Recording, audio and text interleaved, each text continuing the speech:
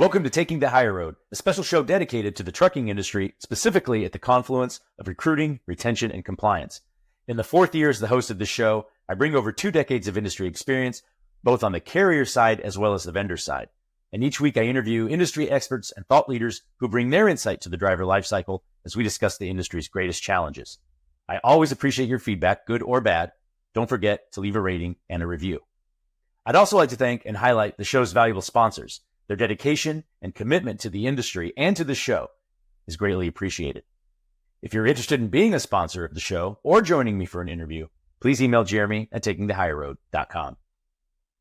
Now, this week I'm joined by an industry leader who's helping companies operate more efficiently, which is especially important in this environment. Chad Crotty, VP of Sales for DDC FPO North America. Great to see you again, Chad. Thanks, Jeremy. Nice to see you too. We recently had the chance to spend some time together at the National Tank Truck Carriers Conference in Vegas. That was fun. It was a great time. I'm excited to. Great hotel. Well, yeah, it was beautiful. It was Fontainebleau, beautiful, brand new place. Yeah, I think I think it just opened a couple months ago, so that was really that was a lot of fun. Yeah. Well, for one, I'm excited just to learn more about you and your background and what attracted you to the trucking industry and really what's kept you going at DDC FPO for the past 13 plus years. I love how committed DDC FPO is to the industry. I see you at nearly every event, always active, always engaged. I'm hoping you can also shed more light on the company, its background, what you do, and how you're helping fleets today. Think we can get to all that during the show? Yeah, you bet. Absolutely. Well, as you probably know, I generally start every conversation with a book recommendation. So is there anything that you might share with the audience, a book that's that you've read that's been impactful? Yeah, so I tend to gravitate to history or historical fiction. I'd say probably one of my top 3 books that I've ever read is a book called Endurance, which is about Ernest Shackleton's trip to Antarctica. Have you read this book? No, but it's not fiction, is it? No, it's not. It's based on true events. Yeah. Okay. Oh yeah, but there's fictional aspects to it, but it was a historical event that happened. So the book is about he's down in Antarctica and he's trying to traverse across the ice. So they took the ship down there. Their ship ended up getting enclosed in ice and then crushed, and they were left there. This is in the early 1900s. So they get stuck there. They had as much gear as they could pull off the ship before the ship sunk. They had sled dogs that they ended up having to eat to stay alive. They were hopping from one iceberg to the next, and everybody survived except for the dogs. All the humans survived, and it was a pretty harrowing story. Yeah, I've heard that. I've heard what a great, it's a highly rated book too. Yeah, probably pretty inspirational. It's what I gather. You think you have bad days. It's all relative. Try getting chased by a leopard seal and having to eat your dogs. Yeah, the only leopard seal you see is at the zoo. That's perfectly fine with me. I don't even know if I've even seen one before. But thank you for that. I know it's already on my Goodreads list. So for those in the audience, if you've read it, awesome. If you haven't, I think that sounds like a good one to add. Let's learn more about Chad though first before we dive into DDC FPO. Can you share a little bit about your journey into trucking and then specifically, what took you to DDC FPO? Sure. Yeah. So it started for me when I was a little kid. My dad was a sales manager for a regional trucking company in Illinois. And he was a member of a local transportation club. So I would go and my dad would hire me to help out and help run these events with him. And I got to meet a lot of people from the transportation industry. He had hopped around a few different regional carriers, but that was kind of where I cut my teeth. And I had been casually involved in transportation and logistics, but about 13 years ago, I ended up getting an opportunity with the company that I'm with now, DDC FPO, and it wasn't necessarily, it's a BPO, which is a business process outsourcing company. So we would be considered a vendor to transportation companies. So service provider, we create solutions to help streamline processes and things like that. But as it turned out, the work that we do is specifically for transportation and logistics, and it's the biggest part of our business. So when I started, I met the CEO. At that time, we were still kind of early stages with our first freight customers, our first LTL customers that we were working with. Prior to that, DDC has been around for 30 plus years as a data capture company. So DDC stands for direct data capture.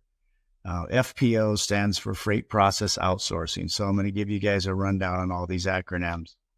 But anyway, so we started getting involved in transportation logistics mainly because, as you probably well know, it's a very archaic industry. It's heavily laden in paperwork. And us being a data capture company, it was ripe for opportunity for us to try and automate processes where we can, streamline, create efficiencies, drive down cost, things like that. So that's kind of from the early stages on. I came in about 13 years ago. I've been in sales for most of my adult life, sales, marketing, business development. So the CEO asked if I'd come and help expand our freight operations and build our client base. So that's where it all started. Today, we process about a third of all the LTL shipments in North America. So there's not a whole lot we haven't seen. And we're moving as quickly as possible to automating as much as we can to take out those manual processes. So that's where we are today. Well, you talked about archaic. Yeah, I got into this industry 20 years ago and a little over 20 years ago. And I feel like, I mean, we made strides, but I mean, compared to other industries, more innovative and progressive industries, I mean, we are in the Stone Ages in some areas. And certainly some of the stuff that I know that we'll get into, there's some legacy systems that the cost to change is so great. This is just what you're going to continue to use forever. But there's going to be a lot to unpack. I'm excited about that because, as I said at the top, especially right now, I feel like companies, if they can operate more efficiently and save money, ears are perking up because we're still mired in this, what has been going on now for close to 2 years, where everyone is like, where is the light? Where is the light at the end of this tunnel? So if I know you touched on DDC FPO quite a bit, but I'm not sure if the audience is as familiar as I am. Just so you mentioned, being around 35, plus years. Just any more background you want to share before we get into sort of the meat of our conversation? Yeah, sure. So DDC FPO is a subsidiary of the DDC Group, which is a global group of onshore, nearshore, and offshore companies. So we leverage both, labor arbitrage, so offshore labor and technology to streamline processes, to build a more robust business continuity and disaster recovery plan, to leverage cost savings in other parts of the world. And we don't just work within transportation logistics. We have divisions in utilities, accounting and finance, multilingual processing, customer care, and also in IT. So if you need programming support, that's another area where we specialize in. We either have teams already established, or we can recruit for those resources if they're needed. And that's kind of what we're here to talk about today, I believe. Yeah, well, and especially because, as you probably know, viewers of this show are all too familiar with the driver shortage narrative, right? We've been talking about that for, most of the 20 years I've been in the industry, as well as the technician narrative. But given, DDC's FPO area focus, are there any other workforce shortages that you're seeing in the market that maybe aren't as top of mind as those ones are? Yeah, well, I can tell you from the first day I started, the first conference I went to 13 years ago, the driver shortage was top of everyone's mind, and it still continues to be. I wasn't as familiar with the technician shortage, but I recognize that that's probably an area where it's hard to backfill resources as well. But one area that we've seen, and it's just from all the conversations that we have with carriers every day, is IT is another area where it's hard to find qualified people at a reasonable price, because some of the stuff they do, there's integration work that has to happen. There's updates and system monitoring. You're also dealing with things like ransomware attacks and things like that happen on a regular basis now. So we saw that as an opportunity to kind of help build out our IT outsourcing division and help support the industry that way. Now, this is a big deal. I didn't realize it until fairly recently. I didn't realize how big of a deal this really is. And I wasn't, there's terminology that hopefully you can educate me on, because like I've heard the term RPG programmers is something that I wasn't even familiar with that. But then because I didn't operate in, we're talking some legacy systems, right? AS400, the IBM, is it IBM I think is what it's called? Yep.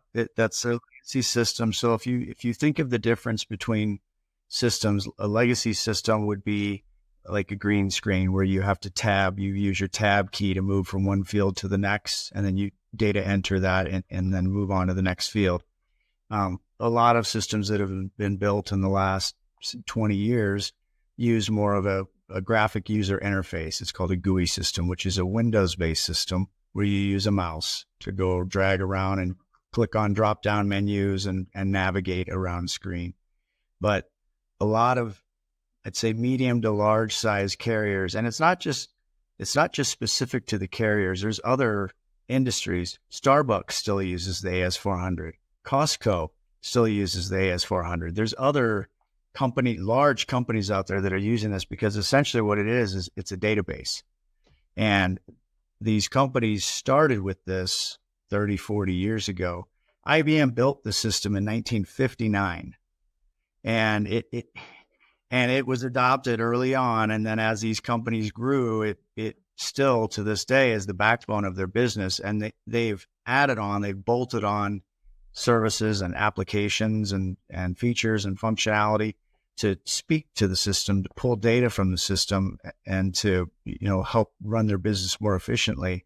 But the AS400 system is still historically a very old but stable system. It's very hard to hack. It's very reliable. So that's a lot of the reason why these carriers have stuck with it, because they can rely upon it. Well, what are companies going to do though in this environment where, especially if they're seeing, shortages in that area? I would imagine RPG programmers, for example, if they are sort of phasing out, retiring, aging out of the industry, they've got to be replaced, because that's a specialty. It is a specialty, yeah. So, and I don't know if I said it, but RPG stands for Reports Program Generator. So it's a very old programming language. It's not sexy. It's not like, Ruby on Rails or JavaScript or .NET or C#. Python. I don't know. Yes, that's another one. So, these kids that are coming out of school, they're not going through an RPG training program. So it's hard to backfill. And one of the things that we noticed in talking with carriers was they didn't have a backup plan in place. These programmers that they've had have been with them for their entire career, 30, 40, 50 years in some cases. And what they were faced with was these people are either at retirement age or very close or going to be retiring in the next year or two, and they have no backup plan. There's no backfill of resources coming in. The other problem is, and not everybody's this way, but a lot of carriers don't have well-documented processes on changes and updates that they've done to the system. So the knowledge resides with that retiree. In their noggin? Yes. Yeah. So, you can understand why that would be a real problem moving forward. Those are things that we look at when we're consulting with carriers on how we can help drive more efficiency and create solutions that are going to help solve a problem, not just now, but 5 years from now, 10 years from now. So is one of the solutions potentially outsourcing that functionality, or is it recruiting to backfill, or both? So we recognize that it is difficult to find those trained resources, young college kids coming out of school. So after talking with a bunch of industry experts and kind of circling the wagons internally, we came up with a plan to go ahead and build our own training program. So we wrote and established our own curriculum with, quizzes and tests and all that. We would pick candidates that had a good head on their shoulders. Maybe they already have a programming background, and we operate offshore, so a lot of these resources would be in the Philippines, just because of the low cost to find these types of resources.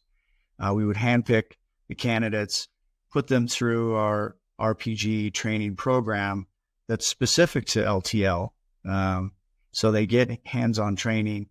Once they go through that program, then the idea is to have them placed and come in as a junior programmer working underneath these more seasoned teams of programs that they've had.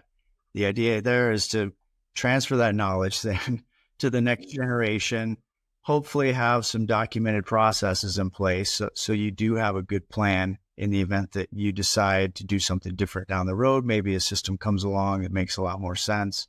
It just makes things a lot easier for them. But we started this last year. Our first class started their training program. They're just wrapping up graduation this month. So the idea is we do small groups of kids. We get them through, get them trained, get them placed, and then we kind of offset with another group following behind them. So every couple months, we'll have another group of kids coming out that I'll be trying to place. And in the absence of working with you, that's got to be next to impossible for people to find that sort of specialty. It's got to be trained. Yes. Yeah, it's all training. And what we did was we worked with carriers to help us build out that curriculum so that they would get the right kind of training that was specific to the need, right? So that's where that came from. And again, it was based on the fact that we saw one, an opportunity, but two, we saw a problem, not just now, but 2, 3, 4, 5 years from now. Now, I would imagine that a lot of the folks that are regular viewers of this show operate in an AS400 or the IBM platform, I would expect. A lot of the, I'd say, medium to large size companies are still on that system. Yeah. It's hard for them to move away from it because it is the backbone of their system. And all the carriers that I've spoken with, they've acknowledged that there's not really another system out there that is as reliable and it is as secure. These other systems, a lot of the GUI-based systems that I mentioned earlier, graphic user interface, those are Windows-based systems. Those are the systems that are getting hacked by ransomware providers. So it seems counterintuitive that these new systems, these new programming languages are the latest and the greatest, but they're also the most prone to getting hacked. This system that was built in 1959 is still incredibly reliable. So, and I'm not advocating for, sticking with this, but obviously if it works and it's secure, then it makes sense to be able to continue to have a support team to do the programming and monitoring necessary to keep it up and running. Well, yeah, because without that, what's your alternative? You'd have to jettison that completely. What you have basically built your whole business around, as you said, the backbone, the brainstem, and then I think that's beyond daunting. Yeah. It's just, business continuity would suffer. That's right. Yeah. And if you think about like making sausage, right, you can only pack so much in before something comes out the other side. And that's kind of a gross analogy, but that's what happens when you're trying to go through transition and migrating from one system to the next. You might think that you've got everything figured out, but something on the other end, whether it's on your database or on your financials or something ends up getting screwed up on the other side. And that's why you need those programming resources to help find where those holes are and fill them. So what do you say to companies that, I imagine, as I said, probably a lot of the folks listening to this show, this is what they use, right? And I assume then that they have programmers on their team that likely are long in the tooth, as I think probably many of them have been around for a long time. What advice do you have for them for those programmers who are phasing out? Well, you got to have a good backup plan, right? You've got to talk with vendors out there that understand that there is a potential issue with you've got an aging population and your programming resources. So if your long-term plan, even your short-term plan, is to continue down this path with the system, you better be sure that you've got a well-trained young programming group coming in to support those people that are going to be exiting. What happens is these programmers, these senior programmers, they realize that they're in demand, and so they drive very high rates. When they go into retirement and into a consultancy type situation, the rates are even higher. But then you're also beholden to them for their schedule, because they're not working 40 hours a week or whatever it is. They're working whenever they feel like it, when they're not golfing or when they're not, at the beach. So if you got a real problem, you need to have somebody who's right there, on time to get the job done.